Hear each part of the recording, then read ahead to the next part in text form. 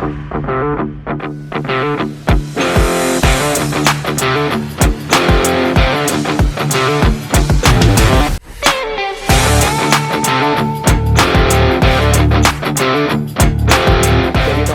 Town Karachi 2, उसमें आप किस तरह से लोगों को राग़िब करेंगे कि वो इस पे काम करें और इन हालात को भी कैपिटलाइज करें और आगे बढ़ें? मैंने भी डिफरेंट फेलियर्स देखी, मैंने भी डिफरेंट जो क्रिटिसिज्म भी देखी। मैं भी चूंकि एक छोटे से गांव का और मॉडर्न एजुकेशन की कह लें वो भी उसका भी एक फुकदान था, और जो टेक्नोलॉजी के एतबार से भी मैं इतना वेल अवेयर्ड नहीं था, लेकिन चूंकि एक अंदर एक तड़प रखता था और आज भी है कि चीज़ों को बेहतरीन तरीके से जो है वो एग्जीक्यूट करना है और लाइफ को एक इंस्पायरिंग स्टोरी बनाना है, उसके लिए अपने वक्त का बेहतरीन इस्तेमाल करना। तो फिर चीज़ें, जब मेरा ये मानना है कि भूख अंदर कायम रखे बंदा तो चीज़ें जो है ना वो मिल जाती हैं, फिर रास्ता निकल आता है, फिर बंदे को कहीं ना कहीं कोई ना कोई हाथ पकड़ने वाला जो ना मिल जाता है, कहीं ना कहीं से लाइट जो है ना उसको नजर आनी शुरू हो जाती है। बिलाल भाई ये बताइए कि अभी तो बिलाल तालिब को as a CEO California real estate and builders सब जानते हैं। असल में बिलाल तालिब है कौन? बैरियर टाउन से ज्यादा अच्छी जगह कोई हो नहीं सकती। अल्हम्दुलिल्लाह, अल्लाह का शुक्र है। थैंक्स टू मलिक रियाज साहब, थैंक्स टू अली रियाज साहब, थैंक्स टू शायद मुल्क कुरैशी साहब। अस्सलाम वालेकुम एंड वेलकम टू डील्स आबाद। मैं हूं यासिर और आज हम आपको एक ऐसी शख्सियत से मुतारिफ़ करा रहे हैं जो रियल एस्टेट इंडस्ट्री के जाने पहचाने नाम है, और ख़ास तौर पे वो लोग जो बैरियर टाउन में काम कर रहे हैं या किसी भी शोबे से वाबस्ता हैं, उनसे ये नाम ढका छुपा नहीं है। तो मैं आप लोगों से तारुफ़ कराता हूँ जनाब बिलाल तालिब साहब से। बिलाल भाई, आप लोगों को जो है लोग जो है वो आज के बिलाल तालिब देखते हैं, मगर हम आपसे जानना चाहेंगे कि बिलाल तालिब ने अपनी स्ट्रगल कैसे स्टार्ट की, क्योंकि लोगों को हमेशा सक्सेस नज़र आती है मगर उसके पीछे जितनी स्ट्रगल्स होती हैं, जो मुश्किलात का सामना करना पड़ता है। तो आप बताइए अपनी जर्नी कि आपने कैसे स्टार्ट किया, किन किन मराहिल को तय करते हुए आज माशाल्लाह आप इस मुकाम पे पहुंचे हैं। जी, एक तो मैं आपका पूरी डील आबाद पूरी टीम का, आपकी मीडिया टीम का और सबका शुक्रिया अदा करता हूँ, आप लोगों की इस इज़्ज़त अफ़ज़ाई का शुक्रिया। Thank you very much. बाकी देखिए जी, कोई भी, मैं भी एक स्ट्रगलर हूँ जिसने स्ट्रगल करके मुख्तलिफ़ फेजेस को से गुज़र के और वो एक समझ लें कि एक सक्सेस के जो एक ट्रैक के ऊपर आया हूँ। और इसी तरह ये मैं भी जस्ट लाइक तमाम तर स्ट्रगलर्स की तरह हूँ। कोई भी बंदा जब स्ट्रगल करता है, कोई अपनी कोई एम सेट करता है, कोई गोल सेट करता है, कोई भी लाइफ के अंदर वो चीज़ को अचीव करना चाहता है, कोई अपने लिए जो है ना वो अपनी लाइफ को एक डेफिनेशन देता है, तो उसको वो कोई भी हो अक्रॉस द ग्लोब और अक्रॉस द हिस्ट्री, इंसानी हिस्ट्री जितनी ये डॉक्यूमेंटेड है, उसमें सबको स्ट्रगल के दौरान फेलियर्स भी फेस करना पड़ते हैं। तो अपनी यानी स्ट्रगल के दौरान उनको क्रिटिसिज्म फेस करना पड़ता है, उनको स्ट्रगल के दौरान अपने नामसाद हालात का भी सामना करना पड़ता है, उनको स्ट्रगल के दौरान जो है ना वो चारों तरफ अंधेरा हो जाता है और फिर जो है ना वो लाइट कहीं पे भी नहीं नज़र आती, लेकिन फिर भी चलते रहना होता है। बिल्कुल ऐसे। और इसी तरह से जो मेरी भी जर्नी वैसी है जी, मैंने भी चीज़ों को जो मतलब क्लियर नहीं थी, एक अंदर एक विल थी, एक विश थी, एक तड़प थी, एक भूख थी कि लाइफ को जो है ना एक बेहतरीन डेफिनेशन देनी है, मुझे अपनी लाइफ को एक इंस्पायरिंग स्टोरी बनाना है, मुझे अपने वक्त का बेहतरीन इस्तेमाल करना है, मुझे अपनी तमाम तर जो अल्लाह ताला की ज़ात ने मुझे सलाहियतें दी हैं, जो मुझे उसने एनर्जीज़ दी हैं, जो उसने अपनी जो मुझे क्वालिटीज़ दी हैं, मैं उनका बेहतरीन इस्तेमाल करना चाहता था। उसी की एक थी, लेकिन आगे यानी एक सब चीज़ों को सम अप करके एक जो डायरेक्शन थी वो नहीं बन रही थी, और वो वैसे ही आती है। कोई भी होगा लाइफ के अंदर, कोई भी स्ट्रगल करना चाहता तो वो सारी चीज़ें जब उसके अंदर होंगी तो फिर उसको अपना जो ग्रीन एरिया है वो ऐसे ही मिलेगा जब हिट एंड ट्रायल के थ्रू ही कोई चीज़ ट्राई करता है, कोई जो उसको बेहतर लगती है। वो बहुत ही लकी लोग होते हैं जिनको यानी स्टार्ट में उनको खुद ही यानी वो मिल जाता है, डायरेक्शन मिल जाती है कि जी ये है आपका ग्रीन एरिया, इसके अंदर आप बेहतरीन परफॉर्म करेंगे, इसके अंदर जो है ना वो आप बाकियों से बेहतर जो है ना वो प्रोडक्टिविटी दे सकते हैं। ये एक ऐसा एरिया है जिसके अंदर आप यानी अपने आप को एक्सेल कर सकते हैं, इसमें आगे लेके चल सकते हैं, इसमें आप लीड कर सकते हैं। तो वो एक हर बंदे को जब भी वो स्ट्रगल करता है, मैंने भी डिफरेंट फेलियर्स देखी, मैंने भी डिफरेंट जो क्रिटिसिज्म भी देखी। मैं भी चूंकि एक छोटे से गांव का और एक जिसके अंदर रिसोर्सेज और जो तमाम तर जो यानी मॉडर्न एजुकेशन की कह लें वो भी उसका भी एक फुकदान था, और जो टेक्नोलॉजी के एतबार से भी मैं इतना यानी वेल अवेयर्ड नहीं था, लेकिन चूँकि एक अंदर एक तड़प रखता था और आज भी है कि चीज़ों को बेहतरीन तरीके से जो है वो एग्जीक्यूट करना है और लाइफ को एक इंस्पायरिंग स्टोरी बनाना है, उसके लिए अपने वक्त का बेहतरीन इस्तेमाल करना। तो फिर चीज़ें, जब मेरा ये मानना है कि भूख अंदर कायम रखे बंदा तो चीज़ें जो है ना वो मिल जाती हैं, फिर रास्ता निकल आता है, फिर बंदे को कहीं ना कहीं कोई ना कोई हाथ पकड़ने वाला जो ना मिल जाता है, कहीं ना कहीं से लाइट जो है ना उसको नजर आनी शुरू हो जाती है। बिलाल भाई, आपकी जर्नी माशाल्लाह जाहिर सी बात है कि जिस तरह से आप बता रहे हैं, तो अब आप बहुत सारे लोगों के लिए रोल मॉडल भी हैं माशाल्लाह से। तो अब आप बताएं कि आपकी लाइफ में कौन रोल मॉडल था जिसको आपने कहा कि शुरू में डायरेक्शन नहीं थी, बट आपने कहा कि नहीं यार मुझे इसको फॉलो करना है, और उन्हीं को आपने फुटमार्क्स को फॉलो करते हुए जो है वो आज आप इस मुकाम पे पहुंचे? कोई एक स्पेसिफिक है या मल्टीपल लोग हैं इसमें? मैं ये समझता हूँ उसमें जो मेरे महबूब कायद हैं जनाब शाहिद मोहम्मद कुरैशी साहब, मैं उनको फॉलो करता हूँ, मैं उनसे यानी बहुत ज़्यादा इंस्पायर्ड हूँ। मैं उनकी जो तमाम तर जो स्ट्रेटजीज़ होती हैं बिज़नेस को लेके, मैं उसको बड़ा यानी डीपली रीड करता हूँ। मैं उनकी पर्सनैलिटी के अतबार से जो चीज़ें हैं उनको बहुत ज़्यादा वो मतलब वो फोकस करके उसमें देखता हूँ कि उनकी इसमें हिकमत क्या है, उनकी विजडम क्या है, उनकी जो बिज़नेस विजडम है वो बहुत ज़्यादा मतलब मैं समझता हूँ कि बिज़नेस के अंदर मेरे लिए वो बड़े एक आइडियल पर्सनैलिटी है मेरी, जिनको मैं फॉलो करता हूँ। बिलाल भाई, ये बताइए कि अभी तो बिलाल तालिब को as a CEO California real estate and builders तो सब जानते हैं, असल में बिलाल तालिब है कौन? ये बताएं। जो प्रोफेशनली तो हर कोई जानता है, मगर बिलाल तालिब खुद क्या है, क्या पसंद है, क्या चीज़ें हैं, वो बारे बताएं बिलाल भाई। असल में बचपन की यादें कुछ? असल में मैं चूँकि एक गांव का देहाती हूँ, वो चीज़ें अभी तक मेरे अंदर से नहीं जाती। अच्छा, हाँ, मेरा चूँकि वो एक गांव बचपन एक गांव के अंदर गुजरा है, तो मुझे आज भी जो मेरा है यानी परिंदों से, जानवरों से, वो मेरी आज भी जो है ना वो मुझे फैसिनेट करती हैं चीज़ें। अच्छा अच्छा अच्छा। अभी भी अगर मेरा वहाँ पे जो ऑफिस है जो आज भी उसके बराबर में लेके मैंने खुद उसको बड़े तरीके से जो है ना वो छिपा के बड़े तरीके से चला रहा हूँ। उसके अंदर मैंने मछलियाँ छोड़ी हैं, उसके अंदर मैंने बत्तखें छोड़ी हैं, वहाँ पे खरगोश, बकरियाँ, ये मैंने सारा अपने साथ जो है ना वो पूरा एक गाँव बैरिया के अंदर भी मैंने एक बनाया हुआ है, तो वो जो है ना वो मैंने अल्हम्दुलिल्लाह आज भी उसको चलाया। बाकी बचपन में मैं समझता हूँ मेरा मेरा एक वाक़या जो था वो ये था कि मैंने 4th क्लास में 2 दफ़ा फेल हुआ था अपनी 4थी क्लास के अंदर, लेकिन उस टाइम पे भी ना मैंने एक टूर्नामेंट करवाया, अपनी टीम एक बना के क्रिकेट की, उसके साथ फिर बाकी जो आसपास के गांव थे उनके साथ करके फिर उसका मैंने जो फाइनल कराया, फाइनल में फिर मैंने जनाब वो जो अपने चीफ गेस्ट से मेरे एक मामू और मेरे वालिद साहब को मैंने बुलाया, और वो एक जस्ट एक लीडरशिप की थी, यानी वो एक अल्लाह ताला की ज़ात ने जो मुझे दी हुई, लेकिन वो चीज़ आज मैं आइडेंटिफाई करता हूँ, लेकिन अगर उस वक्त आइडेंटिफाई होती तो हो सकता है मैं इससे भी बड़ा कुछ इस सोसाइटी के लिए और इसके लिए कर पाता। तो वो एक चीज़ थी वो मुझे बड़ा करती है, और उसके लिए जो हमने जो टेप बॉल का था वो टूर्नामेंट, वो टेप पे और बॉल और वो जनाब हम लेने के लिए जो गए, मेरा एक और दोस्त मेरा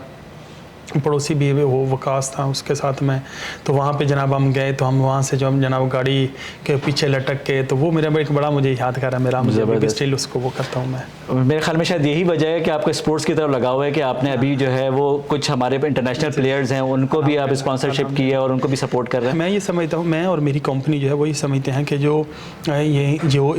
फाइनेंशियल क्राइसिस हैं उससे निकलने का जो पाकिस्तान के पास एक बेहतरीन तरीका है वो है कि यहाँ पे एंटरप्रेन्योरशिप को जो है ना वो सपोर्ट किया जाए, क्योंकि एक एंटरप्रेन्योर जो है, अभी देखो पूरी जो है ना ग्लोब वो आपकी मार्केट है, पूरी दुनिया आपकी मार्केट है इस वक्त। ऐसा नहीं है कि कोई आप प्रोडक्ट बनाओ तो आप उसको बेच नहीं सकते, आप पूरी दुनिया को कैप्चर कर सकते हो। कोई एक जो है, जिस तरह अभी आप एलन मस्क की बात करें, आप इसके मार्क ज़करबर्ग की बात करें, या आप ये बाकी जिन्होंने ये बनना है, तो उनकी कंपनियों के बजट और मुल्क के से कहीं बड़ी, बिल्कुल ठीक है। तो इस मुल्क के अंदर जो एंटरप्रेन्योरशिप है, यहाँ पे पोटेंशियल की कमी नहीं है, यहाँ पे क्रिएटिविटी की कमी नहीं है। इन लोगों को सपोर्ट किया जाए तो ये लोग, ये जो यंगस्टर्स हैं, जो हमारे यंग माइंड्स हैं, ये उसके लिए जो है ना वो पूरी गोल्ड की जो है ना वो समझ लें माइंड्स वो साबित हो सकते हैं। दूसरी तरफ हम ये समझते हैं कि जो स्पोर्ट्स हैं वो जो हमारे माशरे के अंदर जो बिगाड़ आया हुआ है, जो हम सोशल क्राइसिस में से जो है वो उसका हल जो है वो ये है कि हम ग्राउंड्स को आबाद करें, हम जो है ना ये एक्सरसाइज फिजिकल जो खेलें हैं उसकी तरफ हम अपने यंगस्टर्स को उसमें करें, बजाय बनिस्बत इसके कि वो हर वक्त सिर्फ अपने जो एक आर्टिफिशियल इंटेलिजेंस है या जो गैजेट्स में अपने जो लगे रहते हैं बोला है उसकी निस्बत उसको हम ग्राउंड्स में लेके जाने में कामयाब हो, तो इससे जो रिश्ते हैं उनका भी जो है एक जो उनकी कदर है वो भी रहे रहेगी, लोग भी माशरती एतबार से माशरा जो है वो ज़्यादा हेल्दी हो जाएगा, तो उसमें एक दूसरे के लिए फ़िक्र, खेल, एक दूसरे के साथ मेल जो वो बढ़ेगा। तो ये हम दोनों जो हैं वो हम समझते हैं जो फाइनेंशियल क्राइसिस हैं पाकिस्तान के, उससे निकलने का हल ये है कि वो एंटरप्रेन्योर्स को किया जाए, और जो सोशल जो है वो क्राइसिस हैं उससे निकलने का ये है कि हम यहाँ खेलों को जो है ना वो सपोर्ट करें और उनको आबाद करें। अच्छा, अब बिलाल भाई अब हम आते हैं, देखें बहरिया टाउन मतलब माशाल्लाह से इस वक्त पता नहीं हज़ारों नहीं लाखों लोगों को रोज़गार दे रहा है, और रोज़गार मुलाजमत के हवाले से लोगों को कारोबार दिया है, मतलब लोगों की ज़िंदगियाँ बनी हैं यहाँ पे। अच्छा, लोगों का आजकल जो जाहिर सी बात है जो करंट हालात चल रहे हैं तो हर कोई यहाँ पे डीमोटिवेटेड है, ठीक है, लोगों में बहुत ज़्यादा डिप्रेशन आया हुआ है, डीमोटिवेटेड है। तो आप पहले तो ये बताएं कि इन हालात में उन लोगों के लिए आप रहनुमाई फरमाएं कि वो किस तरीके से यहाँ पे काम कर सकते हैं, इन हालात में भी कमा सकते हैं, और आगे जाके बहरिया टाउन, आपको बहरिया टाउन कराची, बहरिया टाउन 1, बहरिया टाउन कराची 2, उसमें आप किस तरह से लोगों को राग़िब करेंगे कि वो इस पे काम करें और इन हालात को भी कैपिटलाइज करें और आगे बढ़ें? अच्छा, मैं पहले तो मैं बात करता हूँ कि अपनी ज़ाती जो है जो मोराल है उसको अप रखने के लिए, उसको मोटिवेटेड रखने के लिए और अपने आप को ट्रैक के ऊपर रखने के लिए कि जो ज़रूरी बातें हैं, जो जिससे मैं अपनी टीम के साथ भी सारी बातें करता हूँ, मैं अपनी ज़ात को भी वही जो इंस्ट्रक्शन देता हूँ वही मैं आपके जो देखने वाले हैं, जो चाहने वाले हैं, मैं उनसे भी यही बातें करूँगा कि एक ही टाइम के अंदर ना दोनों रीज़न मौजूद हैं। एक जो है ना वो रीज़न ये है कि मुल्की जो हालात हैं वो ठीक नहीं है, पॉलिटिकल अनस्टेबिलिटी है, डॉलर कंट्रोल नहीं हो रहा, कंस्ट्रक्शन कास्ट बढ़ती जा रही है, लोग इन्फ्लेशन का रेट बहुत तेज़ हो गया हुआ है, और जो ओवरऑल यानी अक्रॉस द ग्लोब एक इन्फ्लेशन है, ये बीसियों इस तरह की जो अभी जो है ना वो जो है फलानी सियासी जमात ने ये कर दिया, दूसरी ये कर देगी, अब ऐसे होगा वैसे होगा जनाब, जो डॉलर का साथ ये बीसियों ऐसी चीज़ें हैं जिनको आप कह सकते हैं कि उनकी वजह से आप जो है ना काम नहीं कर पा रहे। बिल्कुल ऐसे। दूसरी तरफ जो है वो ये है कि आप जो है ना अपने आप को डिसिप्लिन नहीं किया हुआ, आपने पूरा फोकस होकर काम नहीं किया, आपने जो इस वक्त की जो सूरत हाल के अंदर जो अपॉर्चुनिटीज है आपने उनको सही रिसर्च नहीं किया, आपने अपनी रिसर्च वर्क ठीक नहीं किया, आपने अपना जो ईमानदारी के साथ अपना पूरा दिन था अपने काम को नहीं दिया, आपने जो टीम वर्क के अंदर जिस तरह चलना था आपने उस तरह से परफॉर्म नहीं किया, आपने जो अपने जो यानी अपनी जो यानी जिसे आप कहते हैं थॉट्स जो थे उनको बिल्कुल प्योर नहीं रखा, आपने अपनी ज़ात को जो था उसके लिए उस तरह डेडिकेटेड उतनी भूख के साथ आप घर से नहीं निकले कि आज आप काम करके आएंगे, तो ये भी मौजूद है। दोनों चीज़ें सेम टाइम पे मौजूद हैं। आप जिसको भी करेंगे ना, रीज़न देंगे ना, वो दोनों में से वो आपके लिए वो ओके है। अब मैं ये कहता हूँ कि आप ऑप्शन 2 चुने, आप अपने आप को ब्लेम दें, आप अपने जो चीज़ें हैं उनको जो है ना वो एड्रेस करें कि आप अगर अपॉर्चुनिटी बनाएं, आप उसके ऊपर जाएं। आप देखें एक ही टाइम के अंदर जब भी कोई भी रिसेशन हो, कोई भी पेंडेमिक हो, कोई भी डिजास्टर हो, सेम टाइम पे जहां पे डिजास्टर होता है वहां पे अपॉर्चुनिटी होती है। बिल्कुल। आपने ये देखा होगा जो आया कोविड आया, पेंडेमिक आई, तो उसमें भी आपने देखा होगा कितने नए लोग थे जो बेहतरीन बिजनेसमैन बने। मैं खुद उनमें से एक हूँ। हमारी जो टीम की सबसे बड़ी जो सेल थी रियल एस्टेट की जो अमेरिका वो इस दौरान हुई है हमारी कंपनी की, माशाल्लाह, ठीक है। और दूसरी जो चीज़ है उसके बाद अगर आप बात करें,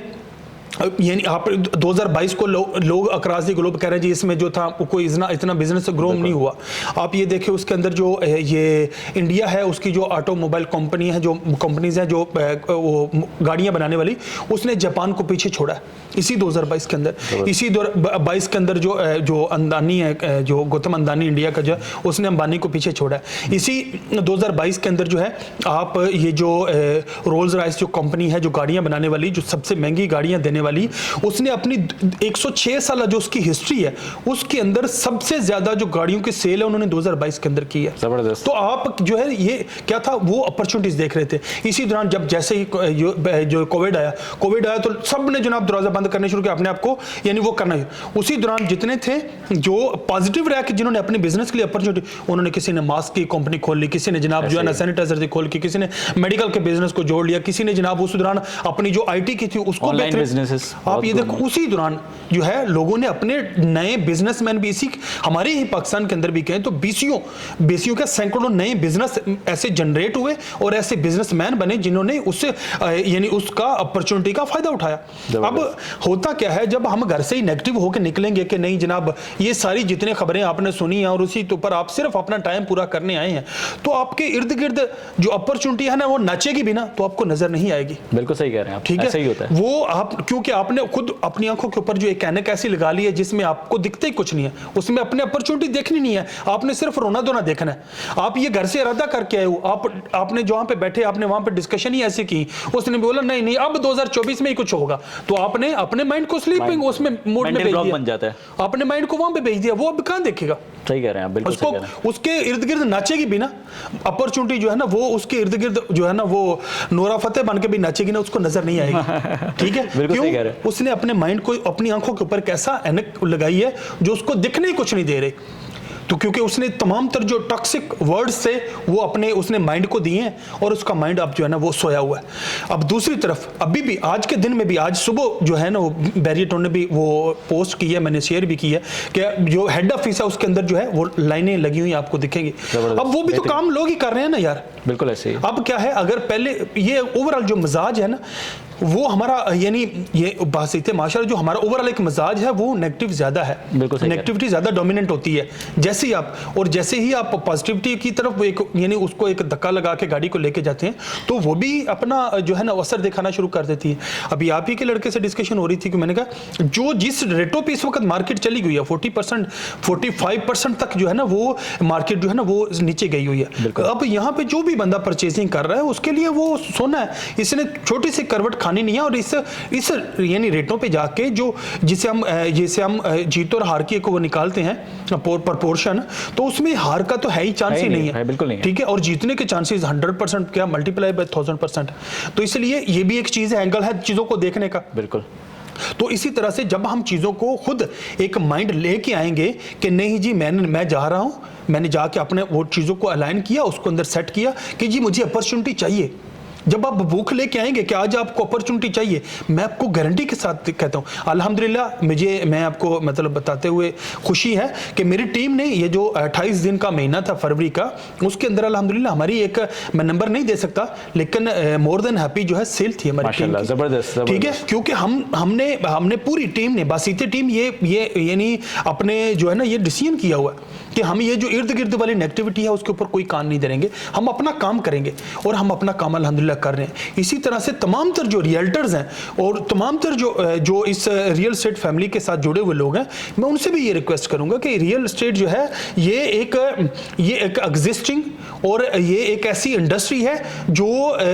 बाकी चलो 72 इंडस्ट्रीज की तो मदर इंडस्ट्री है, लेकिन इसको एग्जिस्ट करना ही करना है, इसको चलना ही चलना है। जिस तरह किसी भी इकोनॉमी के, पाकिस्तानी इकोनॉमी को अगर आप बात करें तो उसके आपको अगर यानी 1% चांसेस है ना कि इकोनॉमी चलेगी, तो आपको यानी 10% ये चांसेस होने चाहिए कि रियल एस्टेट चलेगी। सर 24 मिलियन के लोग, तो अब आप अक्रॉस द ग्लोब जो 68% इन्वेस्टमेंट है वो रियल एस्टेट के अंदर होती है, टाइकॉन्स यूजुअली इससे ही बनते हैं। तो ये जो चीज है, इसलिए आपका ये जो एक जो बिलीव सिस्टम है उसको कायम रहना चाहिए कि इसको उठना है, इसने अपनी जगह पे जाना है और उसके लिए ये एक अपॉर्चुनिटी का टाइम है, उसके ऊपर आप अपना काम बैरियर टाउन से ज्यादा अच्छी जगह कोई हो नहीं सकती। अल्हम्दुलिल्लाह, अल्लाह का शुक्र है। थैंक्स टू मलक रियाज साहब, थैंक्स टू अली रियाज साहब, थैंक्स टू शायद मुल्क कुरैशी साहब कि उन्होंने एक ऐसी पैराडाइज तैयार की है जो हेवन ऑफ अपॉर्चुनिटीज है। जहां पे जैसे सॉरी मैं आपकी बात कर रहा हूँ, जैसे हम बात करते हैं कि एक इंसान अगर अपने घर बनाने के लिए जाए छोटा सा तो वो 1.5-2 साल में बनाता है। यहाँ पे माशाल्लाह पूरा एक शहर जो है वो 4-5 सालों के अंदर पूरा एक शहर डेवलप हो गया है। और जो मेंटेनेंस और ये सारी चीज़ें हुई हुई हैं तो उसके हवाले से तो मतलब कोई कंपैरिजन नहीं है पाकिस्तान में किसी भी। तो और अब हमारे ओवरसीज व्यूअर्स जो इन्वेस्ट करना चाहते हैं, खासतौर पर वो बहुत ज़्यादा डर जाते हैं क्योंकि वो दूर बैठे हुए होते हैं ना, उनको ऑन ग्राउंड पता नहीं होता। उनके लिए आपका क्या पैगाम है, और हमारे लोकल जो पाकिस्तानी जो जहाँ पर मौजूद हैं उनके लिए आपका क्या पैगाम है? ओवरसीज का तो हाल वही है। जब मैं वहाँ से अभी वहीं पे था, पंजाब में था, तो हमें वहाँ पे ना एक बड़ी मशहूर थी कि बंदा जाता ट्रेन पे या जहाज़ पे या गाड़ी पे आता, वापसी जो खबरें हैं ना उसमें तो वो एक बड़ा डोमिनेटर वो था, ये वाला था। इसी तरह से क्योंकि जब जो बतना जितना दूर होता है उसको उतनी, चूंकि ओवरऑल हमारा जो मीडिया की रिपोर्टिंग है वो टोटली नेगेटिव है, और वो उन्हीं चीज़ों को कैप्चर करता है जो नेगेटिव होती हैं और वो उसकी ज़्यादा बिकती हैं, इसलिए वो वही कैप्चर करता है। तो वो उनको जो रिपोर्टिंग जारी होती है उनको तो कोई तो ओवरसीज माशाल्लाह वो यानी कॉल कर करके पूछते थे हाँ जी हो गया डिफॉल्ट के नहीं पाकिस्तान अभी, हाँ जी हो गया अभी नहीं हो गया, तो वो यहाँ तक उनके माइंड को ले जाया गया है। बिल्कुल ठीक है, और वो मीडिया लेके गया। मैं आपको एक छोटी सी मिसाल देता हूँ इसी मीडिया की। हॉलीवुड की मूवी आई जिसके अंदर वो उसको एक कॉल उठाता है, उसको कहता है जी टेररिस्ट डिटेक्टेड इन कराची। अब उसने ये एक लाइन दी है, उसके साथ कितना जाएगा? उसने एक मैसेज दिया पूरा, एक ओवरऑल एक कैंपेन है। तो वो इसी तरह से हमारा जो ओवरसीज है उनका भी कसूर नहीं है, लेकिन मैं उनसे रिक्वेस्ट ये करूंगा कि ये एक टाइम है जिसमें आपका जो करेंसी है वो उसकी बेहतरीन रेट आपको पाकिस्तान के अंदर मिल रहा है, क्योंकि डेफिनेटली ये चीज़ें अपने स्मूथ होंगी और चीज़ें फिर ये इन रेटों पे नहीं आएंगी। और दूसरा ये है कि इन रेटों के ऊपर आपकी जो करेंसी है वो मैक्सिमम रेट पे गई हुई है और पाकिस्तान की प्रॉपर्टी जो है वो मिनिमम रेट पे गई हुई है। तो अब ये आपके लिए टाइम है जिसमें आप अपनी जो कन्वर्जन करेंगे तो आपके लिए किसी भी सूरत कोई हार नहीं है। तो ये उनके लिए एक बेहतरीन एक टाइम है, गोल्डन अपॉर्चुनिटी है वो पाकिस्तान। अभी आपसे बात करके बिलाल भाई लग रहा है कि माशाल्लाह आपको ना बहुत ज़्यादा इन्फॉर्मेशन है, वर्ल्ड मतलब पूरी आपको करंट अफेयर्स की भी है, आप मूवीज़ की भी बात कर रहे हैं, आप जो है वो तमाम स्टैट्स भी बता रहे हैं। आप इतनी मसरूफ़ दिन में जब आप माशाल्लाह से मतलब आप जो है एक पूरा कंस्ट्रक्शन भी देख रहे हैं, एक पूरा मतलब पूरा एक नेटवर्क चला रहे हैं बहुत बड़ा, आज आपने अपने पूरा दिखाया अपने ऑफिस का, कैसे टाइम निकाल लेते हैं सारा? टाइम असल में कोई भी इंसान जिसने भी इस दुनिया को मेगा प्रोडक्टिविटी दी है उसने में कोई एक सिंगल बंदा आपको नहीं मिलेगा जिसने अपनी टाइम मैनेजमेंट ना की हो। टाइम मैनेजमेंट बहुत ज़रूरी चीज़ है ज़िंदगी के अंदर, जो हमारी फील्ड में मिसिंग है। यहाँ पे हम सिर्फ जो है ना एक रवायती अंदाज में चल रहे होते हैं कि 11 बजे आके बैठे, ये भी नहीं पता आके बैठ के करना क्या है। आके बैठ के बस किसी की कॉल आ गई तो सुन ली, किसी को कोई गप मारने आ गया तो गप मार ली, कि नहीं आई तो शाम तक कैसे ही इधर उधर की गेम खेली और वापस चले गए। तो वो जो है ना मैं समझता हूँ कि हर शख्स को अपनी जो टाइम मैनेजमेंट है उसके ऊपर काम करना चाहिए। अपनी टाइम, जब आप टाइम को मैनेज करते हैं तो आपके पास बड़ा एक लंबा दिन होता है। और जिसने भी अभी आप ये देखें ना, अगर ये जिस एलन मस्क की बात करें तो उसके पास भी दिन में क्या 48 घंटे होते हैं, एक दिन में 24 ही घंटे होते हैं उसके पास भी। उसने भी उसी हिसाब से चीज़ों को प्लान किया हुआ है। क्या है, उसने भी अपने टाइम को मैनेज किया हुआ है। टाइम को जितना आप एफिशिएंटली मैनेज करेंगे वो उतना ही आपको बेहतर तरीके से जो है ना वो दे सके। अभी टाइम मैनेजमेंट पे मैं एक आपको बात सुनाता हूँ, जो भी एक बंदे ने ना एक कंपैरिजन दिया, कहते हैं जो एलन मस्क की जो वेल्थ है उसको अगर हम वो जो था ना अहराम मिस्र है उस टाइम का अगर कोई बंदा आज तक यानी एक मंथली जो वो काम करने वाला है, सैलरी लेने वाला वो काम कर रहा हो ना, तो अभी तक उसको वो सैलरी मिल रही हो तो वो उसके में चौथाई हिस्से को पहुंचता है एलन मस्क। ठीक है, इसलिए टाइम जो है उससे ज़्यादा है कि टाइम एफिशिएंटली इस्तेमाल हो। आप कितने बेहतर तरीके से उसको इस्तेमाल करते हैं ये ज़्यादा मैटर करता है, बजाय यानी आपने अगर अपने ऑफिस को के अंदर 1 घंटा भी एफिशिएंटली आपने काम किया है, वो प्रोडक्टिव है, तो वो ज़्यादा मैटर करता है बनिस्बत इसके कि आप सुबह से शाम तक आके ना सिर्फ मोबाइल गेम खेल के चले जाएं। हाँ, सही ठीक है, तो इसलिए जो टाइम है उसको कितने बेहतर तरीके से हम इस्तेमाल करते हैं ये मैटर करता है। अच्छा बिलाल भाई, अब आप डील्स आबाद जो है बहरिया टाउन में हम लोगों ने काम स्टार्ट किया और काफ़ी और भी शहर के में भी हमारे ऑफिस खुले हैं, तो आप हमें बहरिया डील्स आबाद के लिए आप बताएं क्या पैगाम देना चाहेंगे लोगों को और आपके क्या व्यूज़ हैं डील्स आबाद के लिए? डील्स आबाद जो है मैंने जो इसको यानी जो मैंने इसको देखा, जो मैंने इसको पाया वो ये है कि ये बड़े एफिशिएंटली और जो बिज़नेस की जो नई डेफिनेशंस हैं और मार्केटिंग की जो नई डेफिनेशंस हैं और सोशल मीडिया की जो नई डेफिनेशंस हैं, आपने तमाम तर जो उनके ऊपर काम करके तो आप एक एफिशिएंटली जो है वो अपनी जो रियल एस्टेट इंडस्ट्री है उसके अंदर एक अपना इनपुट दे रहे हैं। तो उसके लिए हम यानी बासीते एक रियल्टर भी मैं आपका और डील आबाद का शुक्रिया अदा करता हूं कि आपने इस इंडस्ट्री को नई चीज़ें दी हैं, आपने इसको जिद्दत देने में अपना किरदार अदा किया है, तो उसके लिए भी हम आपके thank you so much. Bilal भाई, अपनी जर्नी के बारे में बताइएगा कि आपने किस तरह से स्टार्ट किया, क्या था मतलब आपने जब आपने एजुकेशन कंप्लीट की उसके बाद जब आप प्रोफेशनल लाइफ में आने का सोचा तो आपने क्या क्या मुश्किलात को फेस किया और किस तरह से पहुंचे? असल में जब मेरी यानी जब मैंने एफएससी क्विट की तो उसके बाद मेरा इसमें केमिकल इंजीनियरिंग में कॉमसेट यूनिवर्सिटी जो है राइवेंट रोड के ऊपर, माशाल्लाह वहाँ पे मेरी केमिकल जो इंजीनियरिंग चल रही थी। तो उसी दौरान जो मेरी अपनी एक तलब थी, भूख थी, या जो मैं सोचता था चीज़ों को ना, मैं अपने आप को फिट नहीं पाता था अगले 4 साल बाद कि मैं जब ये डिग्री ले लूँगा तो उसके बाद मैं किस जगह पे हूँगा, तो मैं अपने आप को सेट नहीं पाता था। करियर काउंसलिंग नहीं थी बेसिकली। मैं ये समझता था कि मैं जब 4 साल बाद जब ये डिग्री मेरे हाथ में होगी तो मैं वो क्या करूँगा, मैं जिस ट्रैक पे मैं जाऊँगा उसमें जिस ट्रैक के ऊपर मैं लाइफ को लेके जाना था तो उसके ऊपर ये डिग्री मैटर नहीं कर रही मेरे लिए। तो मैंने फिर जब ये क्विट की तो उसके ऊपर एक फैमिली की तरफ से भी रेजिस्टेंस आई, उसके ऊपर चूँकि एक मतलब एक गांव वाला और वहाँ पे यहाँ पे जब इंजीनियर 1-2 गिने चुने नाम थे और बड़े लाइफ में वो कामयाब इंजीनियर थे, तो उनके नाम की वजह से तो फिर जब वाले साहब ने कहा मैं अभी एक चीज़ों को कैसे मतलब लोगों को बोलूँ थे, हम तो बड़े खुश थे, चूँकि मेरे वाले साहब भी प्राइमरी स्कूल टीचर माशाल्लाह। तो मैंने उसमें जब इसके बावजूद मैंने उसको रेजिस्ट किया, मैंने कहा ये मैं नहीं करूँगा, फिर छोड़ा। फिर उसके बाद मैंने जो इस्लामी यूनिवर्सिटी भावलपुर में जाके मैंने वहाँ से बैचलर किया, और फिर यहाँ से मैंने आके पंजाब यूनिवर्सिटी लॉ कॉलेज जो है, कायदे आज़म लॉ कॉलेज, वहाँ पे मैंने एडमिशन लिया लॉ में। और जो अब बात आपने की एजुकेशन कंप्लीशन, तो मैं कंप्लीट नहीं कर पाया था जी। दरमियान में कुछ ऐसे एक हादसा हुआ कि जिसकी वजह से मेरे एक दोस्त जो है वो अल्लाह ताला उसको जन्नतुल फिरदौस में जगह दे,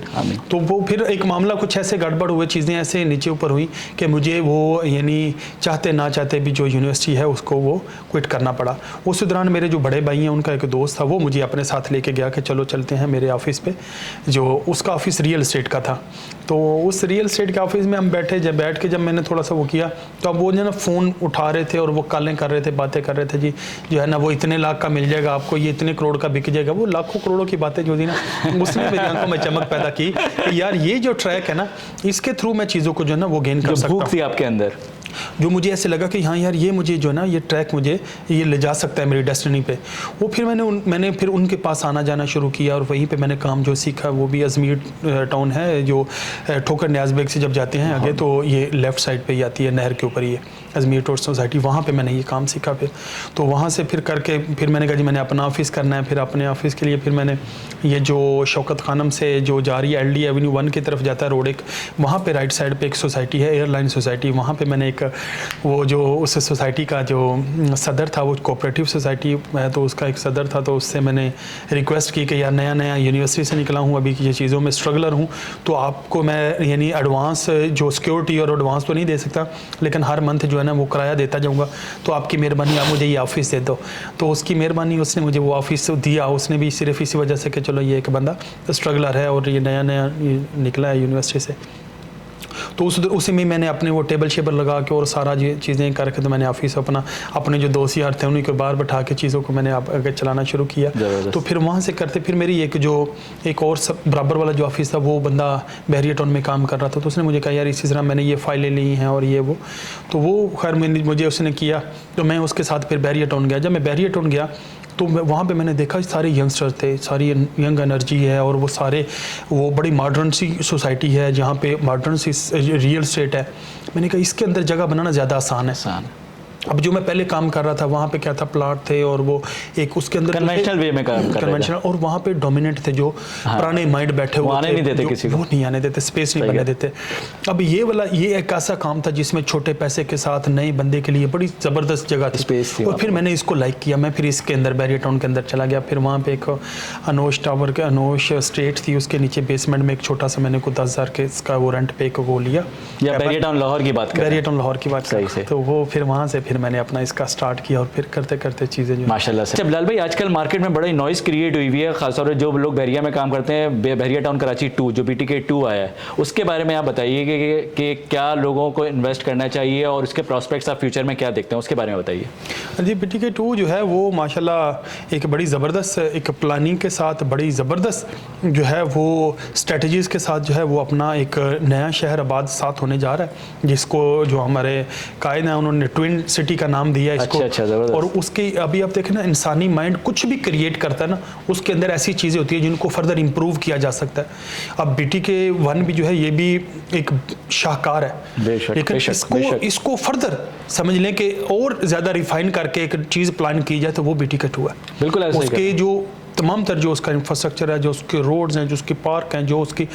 उसके अंदर जो मस्जिद, जो एमिनिटीज़, सारा वो बड़ी जानदार तरीके से, वो बड़ी ज़बरदस्त जो चीज़ें को यहाँ पे भी जिनकी वो रह गई थी BTK 1 में, अब वो भी कसर वहाँ पे निकाली जा रही है, और उसको बड़े जो है बेहतरीन तरीके। और फिर उसके अंदर जो उन्होंने चीज़ रखी है कि आप यानी 50% के ऊपर आपको पोजेशन मिल जाएगा 50% पेमेंट के ऊपर, और अभी से उसकी जो है विलास की कंस्ट्रक्शन शुरू हो गई है, मस्जिद की कंस्ट्रक्शन शुरू हो गई है, वहाँ पे जो हेड ऑफिस है उसकी कंस्ट्रक्शन स्टार्ट हो गई है, गेट उसका बन चुका है। बाकी तकरीबन समझ लो कि 50% के आसपास जो है वो कंस्ट्रक्शन वर्क, जो डेवलपमेंट वर्क है वो अल्हम्दुलिल्लाह हो चुका हुआ है। तो वो बड़ा एक समझ लें एक मौका है उन लोगों के लिए जो छोटी इन्वेस्टमेंट के साथ जो है ना इसके साथ इन होकर चलना चाह रहे हैं। बहरिया टाउन जैसी के साथ। जगह में ले सकते फिर हैं। क्या होता है, फिर जब वो ये सारे जिस तरह BTK1 है, अब ये रेट्स इतने ऊपर चले जाते हैं तो फिर वो उनके शिकवे सुनने को मिलते हैं, जी मलक साहब ने गरीबों के लिए किया क्या है, उन्होंने मतवस्त तबके के लिए क्या है, मिडिल क्लास के लिए कुछ नहीं किया। तो आज वो एक बड़ा ज़बरदस्त मौका है उनके लिए कि वो लोग वहाँ पे अपनी छोटी छोटी इंस्टॉलमेंट है उसके साथ वो एक और बड़ी बेहतरीन प्राइस के ऊपर जो चीज़ें अवेलेबल हैं वो उसके अंदर अपने आप को इन हो सकते हैं। थैंक यू बिलाल भाई, बहुत बहुत शुक्रिया कि आपने अपने कीमती वक्त हमें दिया, डील्स आबाद को दिया। तो व्यूअर्स, हमारे साथ आज मौजूद थे बिलाल भाई, बिलाल तालिब, CEO California real estate and builders. और हम बिलाल भाई को फिर दोबारा मदऊ करेंगे इंशाल्लाह ताला अपने इस चैनल में। और अगर आप लोगों की कोई क्वेरीज हो, कुछ आप मालूम करना चाहते हो बहरिया टाउन के अलावा, बहरिया टाउन के बारे में, या फिर आप बिलाल तालिब साहब से उनके प्रोजेक्ट्स के बारे में मालूम करना चाहते हो, तो हमारा प्लेटफॉर्म हाजिर है और हम बिलाल भाई को फिर दोबारा मदऊ करेंगे और मुख्तलिफ उनके जो व्यूज़ या मालूमात हम उनसे बहरिया टाउन के अलावा और रियल एस्टेट सेक्टर के अलावा हम उनसे लेंगे। इजाज़त दीजिए फिर, अल्लाह हाफ़िज़। वीडियो को पसंद आई तो उसे लाइक करें, ज़्यादा से ज़्यादा शेयर करें और हमारे चैनल को सब्सक्राइब